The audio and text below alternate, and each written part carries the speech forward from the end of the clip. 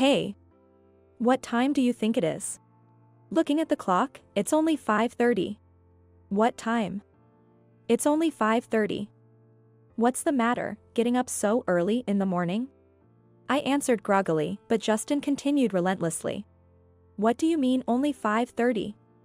It's common sense for a wife to wake up earlier than her husband, get ready, and have breakfast prepared. Hearing Justin rant like this so early in the morning left me in disbelief. What era is he talking about? It sounded like a line from a mean mother-in-law in an old drama.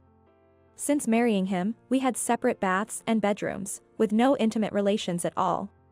Then one day, he collapsed at work and had to be rushed to the hospital for emergency surgery.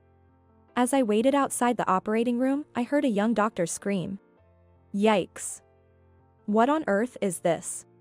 Through this surgery, I would come to discover a surprising secret about him. And also how tough my situation really was. Realizing that I couldn't go on like this, I decided to regain my true self with the help of someone. My name is Susan, a 42-year-old housewife helping with the family business. I used to work in a hospital as a nursing assistant before I got married. I enjoyed my job well enough, but among my friends, I was the only one not married. Both my parents had passed away, leaving me feeling all alone at home, and I was in a hurry to get married. Then, one fateful day. Sitting alone in a bar, a man approached me. Excuse me, may I sit here? The man who spoke to me was my current husband, Justin Miller. He was 3 years older than me and ran a small manufacturing company on his own. As we talked, it seemed he was also single without a partner, just like me. As we shared our stories, we hit it off. Two single adults. I was hoping for a somewhat romantic night, but we ended up making plans to meet again soon and called it an early night. After that, our dating started naturally, and we went out once a week. Dates with him, who is quiet and faithful, were just calm conversations in cafes and parks. However, I gradually found myself drawn to his seemingly kind nature. Then, on our third date. Considering our age, it wouldn't make sense to keep dating aimlessly, right? Seeing him fidget as he spoke, I was slightly hopeful. Do you mean? Yes, I know it's only been a month since we started dating, but we're both of similar age, so, would you consider marrying me? Is that okay? It was certainly an unusual proposal. But I was in a hurry to get married, and I thought he was a good person, so I quickly responded. Yes, I'd be happy to. As soon as I agreed, his face lit up with joy. Since neither of us had parents, we decided to obtain marriage license and have a small wedding ceremony of only us. Upon getting married, I quit my job to help with his company. And so, my married life with him began. But it also marked the start of days filled with suffering. We had no physical relationship from the time we met until we got married. I thought he was just a serious person who wouldn't casually enter into relationships with women. I believed that once we got married, we would naturally enjoy a married life. But that belief was. But on the very first day of our marriage, he set some unexpected rules. I'll sleep in the bedroom, so Susan, please sleep in a different room. Also, I often come home late because of work. So please take your shower first. Surprised by his statement, I couldn't help but respond with a tone of disbelief. Eh? You mean we're going to sleep separately? Even though we're newlyweds. Even when I asked, he just nonchalantly insisted on his point of view. I can't sleep well when I'm in the same room with someone else. And the bathroom is too small for us to share, isn't it?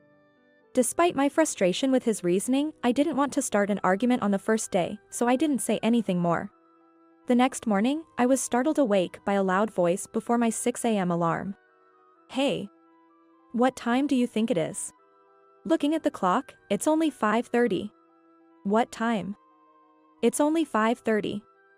What's the matter, getting up so early in the morning? I answered groggily, but Justin continued relentlessly. What do you mean only 5:30? It's common sense for a wife to wake up earlier than her husband, get ready, and have breakfast prepared. Hearing him rant like this so early in the morning left me in disbelief. What era is he talking about? It sounded like a line from a mean mother-in-law in an old drama.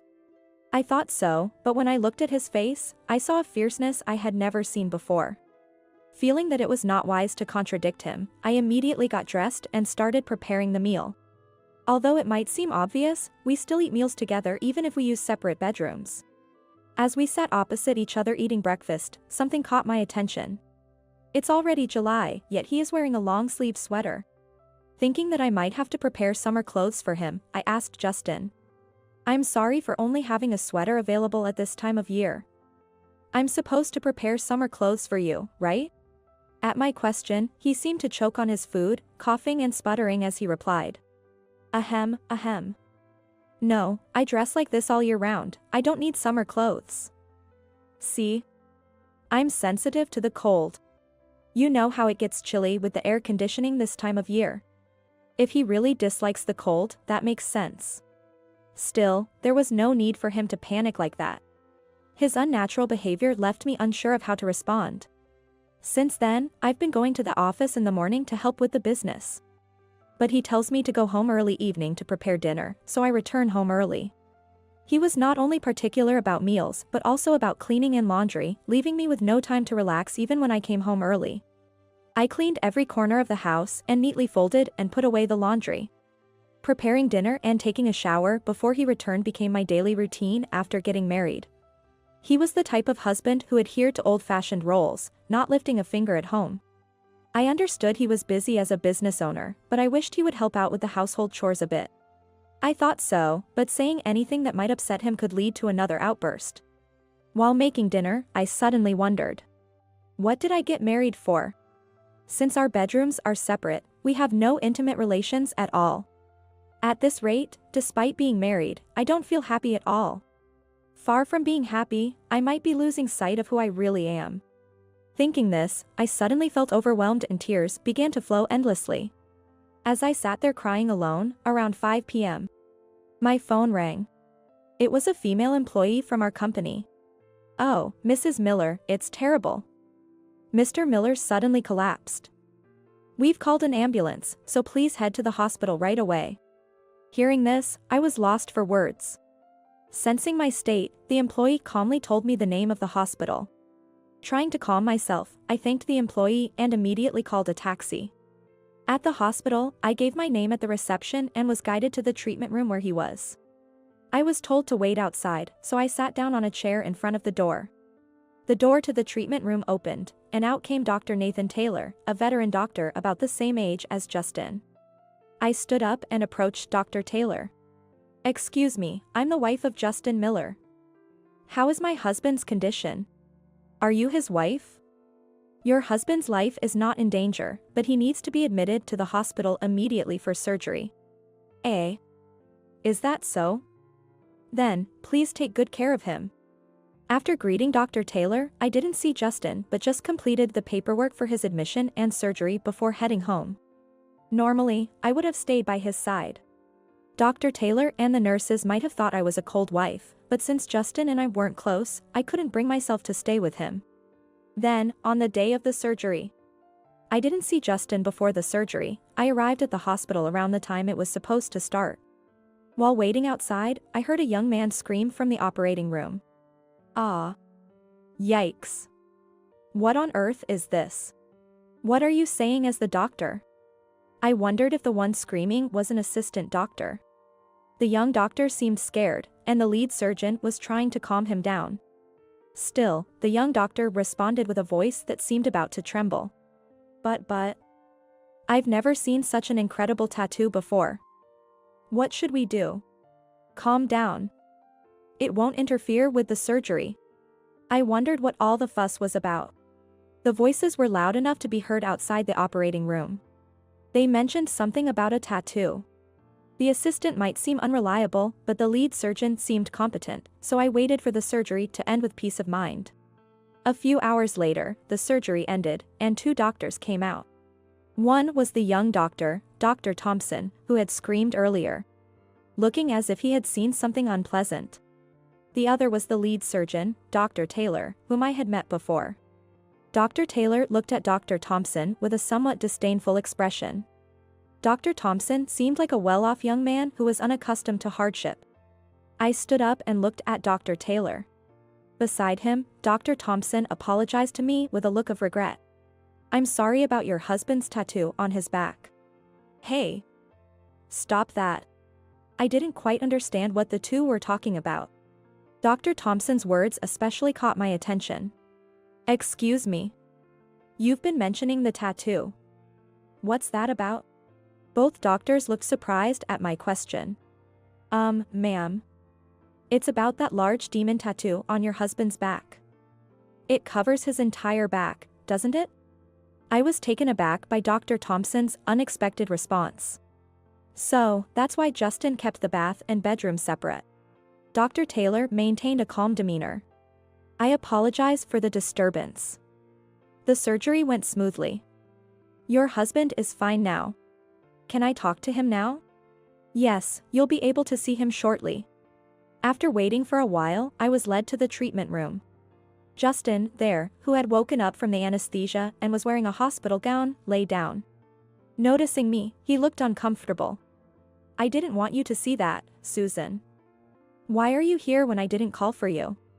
Faced with his brusque attitude, I couldn't even say, how are you feeling?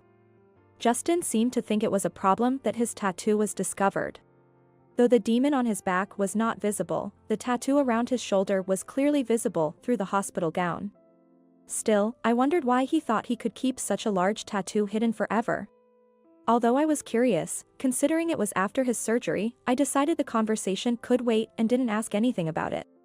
Justin remained sullen, turning away. Dr. Thompson looked at us alternately with curiosity, asking me, aren't you going to say something to your husband? I didn't know what to say at such a moment. Then, Justin spoke up. Susan, if you have no business here, then just leave. What? Not what? Standing there looking glum, it's like a viewing and I hate it. If you understand, then please go home. Dr. Thompson frowned and tilted his head at Justin's manner of speaking.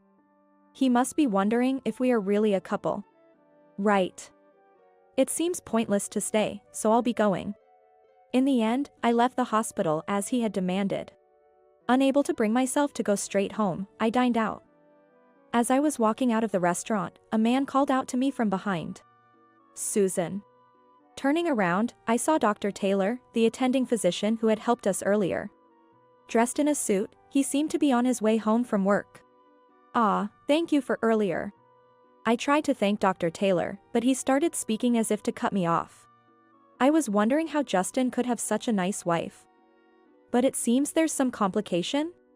From his tone, it seemed he had known Justin for some time. What do you mean? Oh, sorry for being so direct. It just seemed odd to me that a wife wouldn't stay by his side when he's been rushed to the hospital from his workplace. I'm sorry for causing any inconvenience to the hospital staff. I apologized, thinking I might have inconvenienced the hospital. However, he shook his head and replied.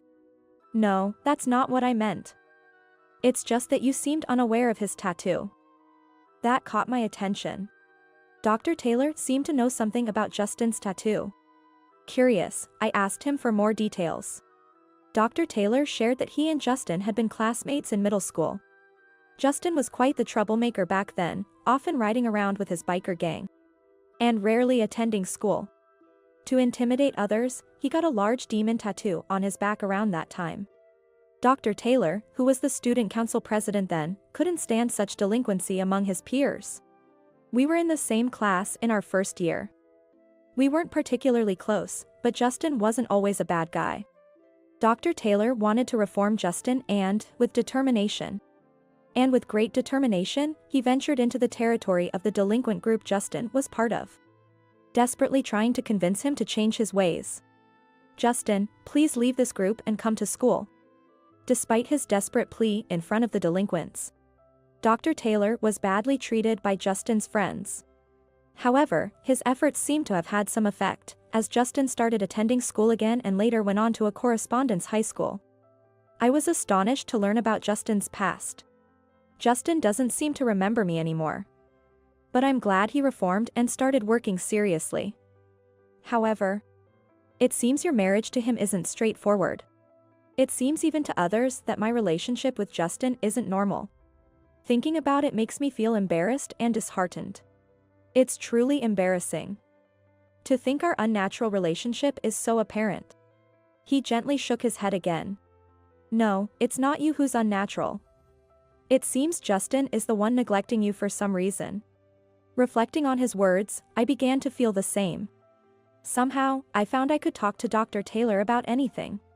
Perhaps as a doctor, he's accustomed to offering support to patients' families in times like these. I felt a mix of gratitude and guilt for burdening him with my troubles. I'm sorry, Dr. Taylor, for troubling you with such personal matters concerning a patient's family. No, I'm not speaking to you as a doctor right now, but as an individual. Back in the day, I couldn't stand his delinquency and confronted him about it, but now, for a different reason, I find myself unable to forgive him again. At that moment, I couldn't grasp the full meaning of his words. A different reason? When I asked, he showed a shy smile.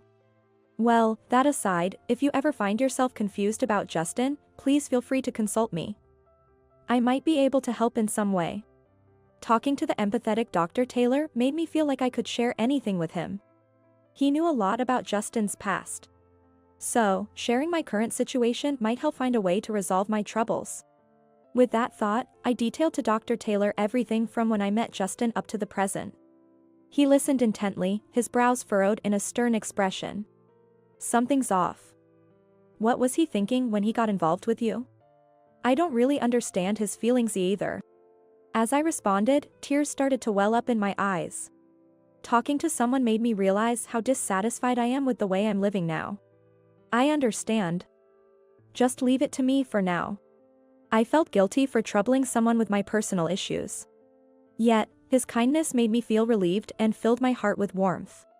I decided to resolve the ambiguous relationship with Justin, with Dr. Taylor's help. The next morning, I visited Justin's hospital room. Dr. Taylor had informed me that Justin's post-operative recovery was stable, so I wanted to talk to him. However, even when I arrived, Justin kept looking out the window, refusing to meet my eyes. Still wanting to clarify the truth, I didn't hesitate to question him.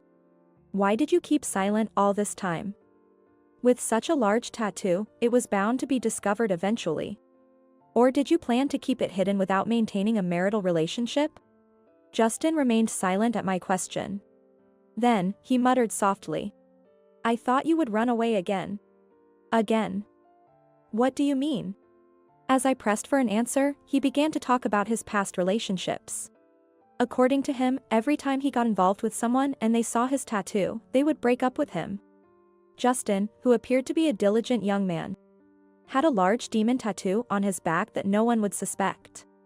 The menacing demon on his back makes it seem like he's involved in some dangerous organization. Your misdeeds were only until middle school, right? Why didn't you remove the tattoo when you reformed? When I pressed further, he glared at me with a sharp look and yelled. I just couldn't bring myself to erase this tattoo. Why not? I wanted to know the truth about him, but he didn't seem willing to answer. Instead, he questioned me. More importantly, how do you know about my middle school days? I don't recall telling you anything. I heard it from someone who was the student council president during your middle school. Nathan? He seemed to remember Nathan. But why had he remained silent about their reunion? Despite knowing Nathan had tried so hard to reform him? Why didn't you say a word of thanks to Dr. Taylor? He remembers you clearly. And it's thanks to him that you were able to reform and become who you are today, isn't it? At my question, he tilted his head. You're misunderstanding something. The reason I straightened up was because a friend of mine died in a motorcycle accident. I decided to quit biking and live a proper life for his sake. This tattoo is like a memento from him, we got it together. The truth about the tattoo was revealed. Yet, I still felt somewhat unsatisfied with his explanation. Why? Dr. Taylor even tried to reform you, facing resistance from your friends, and yet you talk as if it doesn't matter. That's terrible. Shut up. Why do you keep taking his side? What, do you like him or something? He pressed me, but I felt no guilt. After all, there's no reason for Justin to be jealous in our current marital situation. I decided it was time to clarify things and asked him. What about you? Don't you love me? What was the purpose of our marriage? Well, Justin seemed to struggle for an answer. I stared at him, determined not to leave until I got a clear response. What's it going to be? Be clear. Well, the thing is, after losing my parents in the last 2 to 3 years, there was no one to do the household chores. So, I thought I needed a wife to manage. What? Is that all? Learning the true reason behind our marriage shocked me. Not wanting to discuss it further, I left the hospital room. Dr. Taylor was standing at the exit. He guided me to the lobby, careful not to let our conversation reach Justin. As I thought, shall we proceed with the plan? Yes. I decided to act on the contingency plan he had suggested, considering the worst-case scenario. 2 weeks passed. Today was Justin's discharge day. Since that day, I hadn't visited his room even once and didn't go to the hospital to pick him up. I had been busy at the company these 2 weeks. During his hospitalization, I acted as the company's president, handling various procedures. He needed to rest at home for a while after his discharge. So, I prepared a day's meals in the morning before leaving for work until evening. Since his hospitalization, we had grown even more distant. Seeing each other less meant fewer arguments. However, it was better not to see him for the work I was about to do. A month after his discharge, when his health had improved significantly, he visited the company. Upon entering, he was shocked by the drastically changed interior. I quietly observed from the back office. What the hell? Even the manufacturing equipment and employees' desks are gone. Hearing his astonished voice, the employees approached him. Mr. Miller, thank you for everything. What do you mean? Confused, Justin looked around. The employees exchanged glances. Probably unsure who should explain. Actually, our company has been absorbed by Taylor Industries, located in the same area. Starting tomorrow, we will be re-employed there. What? I wasn't informed about this. His voice echoed through the office, shocked by the merger news. Thinking it was about time, I stepped forward. Oh. Sorry, Justin. The decision was made suddenly, so I was late in informing you. What? A merger like that should be discussed first with me, the president. Justin was furious, his face red with anger. That's true, but we've run into a bit of trouble, I said, showing Justin a photograph. It was taken by a male employee who had recently left the company. The photo showed Justin sneakily changing clothes in the men's locker room. The photo clearly captured the large demon tattoo on his back. The man believed that the company's president might be involved in some bad organization, and after discussing it with other employees, he left the company. Now, all the employees here harbor a sense of distrust towards Justin. It's not just about the tattoo, there are other reasons too. In fact, after we got married, he started dumping all the troublesome company procedures on me. He would sneak out during work to go gambling at casino and horse races. There had been sightings by the neighbors, so this was known for some time. The photo taken by the former employee in the locker room was taken when Justin was changing clothes to sneak out while no one was around. By chance, he was late for personal reasons and managed to take the evidence photo. When the other employees learned everything, they started to express their desire to leave, but that's when I informed everyone about the merger. One of the employees said to Justin, Mr. Miller, we thought we couldn't continue under someone like you. Dumping all your work on your wife and doing as you please. And then there's the flashy tattoo on your back, which surely questions the dignity of a company's president, doesn't it? All the employees nodded in agreement. Justin, looking troubled, muttered softly. That has nothing to do with this tattoo. Ah. More importantly, a person who can't even cherish one wife has no right to lead many people. Dr. Taylor interjected as he walked in. Nathan. Why are you even here? This has nothing to do with you. No, it has everything to do with me. I was the one who suggested our company absorb this one. What? Indeed, the company that was merging with us, Taylor Industries, was run by his brother. In other words, it was his family business. He had been sincerely looking out for me, believing I shouldn't stay with Justin any longer. Justin was failing not just as a husband but also as a president. That's why I had been burdened with troubles both personally and professionally. He had considered this in devising the current strategy. Now, Justin, due to his own negligence both at home and work, found himself completely isolated. Realizing he could lose everything, Justin began to grovel to Dr. Taylor. If it's not too much to ask, could I possibly join the company as well? Out of the blue, he was asking for employment. Everyone around looked at Justin with dismay. Dr. Taylor sighed, and placed his hand on Justin's shoulder. If that were the case, it would defeat the purpose of everyone here leaving this company. Besides, it's better for Susan to be freed from you sooner. Hearing this from Nathan, Justin quickly turned to me and pressed. Susan. Do you want to leave me? How am I supposed to live without you? His pleading look made me respond with disdain. I can't continue a superficial marriage like this. I'm not your mother or a maid. You need to be alone for once and learn to take care of yourself. As I firmly stated this, he was left speechless. I was ready to deliver the final blow to Justin, who became silent. Also, I've decided to rejoin the workforce as a nursing assistant at the hospital on Dr. Taylor's recommendation. I can make a living on my own income now. So, let's get a divorce. At my words, he began to panic. Divorce? Wait. Even if you're okay, I can't live on my own without a job.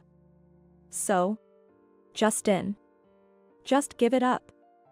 You, always thinking of yourself and never considering others' feelings. Such a person should be alone and cool his head. Dr. Taylor scolded him with a loud shout. He trembled and couldn't say anything back. And so, I left Justin and moved out. I started working as a nursing assistant while living in the hospital's staff dormitory for a while. The dormitory was filled with young nursing students, and I felt a bit out of place being over 40. But finally free from a distressing life, I felt refreshed. From now on, I'm determined to work hard and live independently. Even after the divorce, Justin continues to live alone in his original home. After the company was absorbed and merged with Taylor Industries, all the employees transferred there.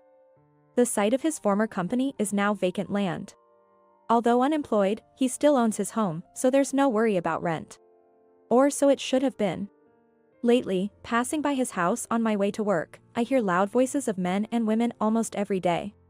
No matter how late at night I pass by, I still hear loud voices, so I ask the neighbors about it.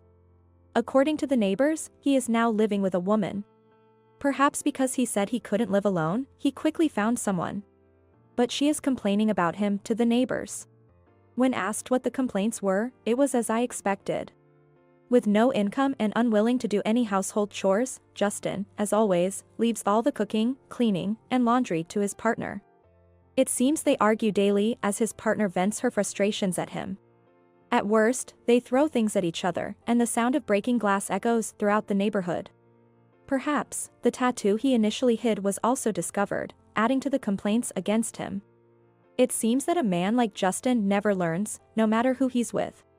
The neighbors seem to be troubled by the noise from his house every day, well into the night. But after a while, someone apparently reported the noise disturbance to the police, and he was ordered to leave. I heard from the neighbors that they broke up at the same time as the eviction. Incidentally, I often see him wrapped in cardboard at the park, seemingly still without a job. Being homeless probably makes it even harder for him to find a new job. If I ever get approached by him, I plan to ignore him and walk away. But I probably won't have to worry about that anymore. After completing my training, I was given a significant salary increase as a nursing assistant at the hospital by assessment of my work performance. Thanks to my over 20 years of experience being considered. I moved to an apartment suitable for living alone and bought a car, considering the night shifts. Now that I'll be commuting by car, it's unlikely I'll unexpectedly run into the homeless Justin, unless something extraordinary happens. I often see Dr. Taylor at work. Thanks to him, I've become more positive about life. Now, I feel like I've completely regained my original self. Interestingly, he has also been through a divorce and seems to be single now. There's a lot of whispering among the staff that Dr. Taylor and Susan might remarry. But I'm content with my life as it is now, so I'm not really thinking about marriage again. Dr. Taylor, who enjoys his freedom, probably feels the same way. Dr. Taylor and I, being so similar. I don't think we'll ever date, but I hope to continue seeing each other at work and remain good friends. Finding a friend with whom you can talk about anything at this age is rare.